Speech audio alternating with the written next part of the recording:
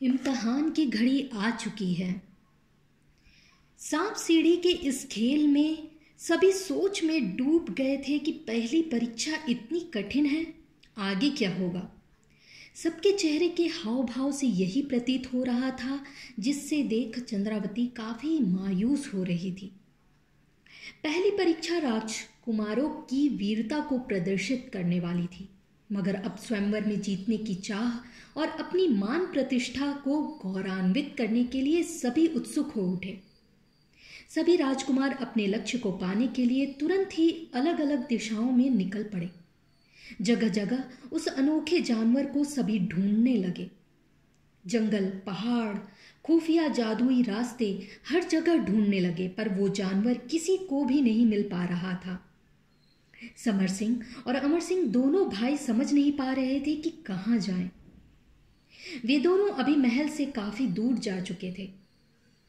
तभी उन्हें वही कुम्हार आते दिखा जिसकी अमर सिंह ने सहायता की थी। कुम्हार दोनों राजकुमारों को देख काफी खुश हुआ। कुम्हार उन दोनों को चिंतित देखा तो उसने चिंता का कारण पूछा। फिर दोनों राजकुमार भाइयों ने स्वयंवर की शर्त वाली बात बताई। कुम्हार ने उन दोनों को याद दिलाया उस सतरंगी तोते के बारे में। उसने सभी राजकुमारों को वो अनोखा पंख दिया था।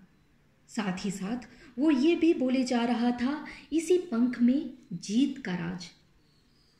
ये सुनते ही दोनों की आंखें खुशी से चमक उठी। दोनों भाइयों ने उस कुम्हार को धन्यवाद किया। दोनों भाइयों ने उस अनोखे पंख को गौर से देखा तो उन्हें उस अजीबो गरीब जानवर की तस्वीर दिखाई दी, जो एक पिंजरे में कैद बेड़ियों से जकड़ा हुआ दर्द से चीख रहा था। पिंजरे के चारों ओर अंगारों से लिपटी ज्वाला, जो अपने उष्ण तेज से उस जानवर को पीड़ा दिए जा रही थी। वो जानवर किसी बर्फीले पहाड़ पर था। ऐसा मंजर देख किसी की भी रूह कांप उठे। दोनों भाई थोड़ी देर के लिए खामोश से हो गए, क्योंकि वो अब समझ चुके थे कि स्वयंवर की ये पहली शर्त में कार्य एक नहीं दो हैं। पहले तो उन्हें सिर्फ उस जानवर को पकड़ना था, पर अब उन्हें उस जानवर को किसी के चंगुल से मुक्त भी करना था। दोनों भाइयों के पास जादुई कौड़ियां थी। दोनों भाई उस जगह जल्द से जल्द पहुंचना चाहते थे, सो उन्होंने उन कौड़ियों को आकाश में फेंका। तभी उन्हें एक हवाई यान मिला। दोनों भाई उसमें बैठकर उस बर्फीली जगह की खोज में निकल पड़े। कुछ दूरी तय करने के बाद उन्हें तेज आग की लपटें नजर आई, पर वहां ना तो पिंजरा दिखा और ना ही बर्फीली जगह। दोनों बड़े ही परेशान हो उठे। दोनों भाई अब यान से उतर चुके थे और सोचने लगे आगे क्या किया जाए।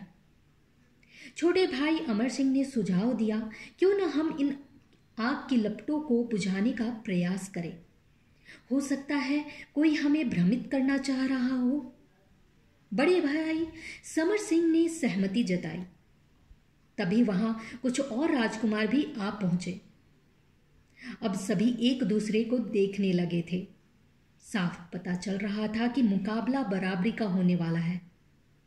कहानी के अगले भाग में जानेंगे कि उन आग की लपटों को कौन और कैसे पार करेगा। तब तक के लिए अलविदा। रखिए अपना और अपनों का ख्याल। धन्यवाद।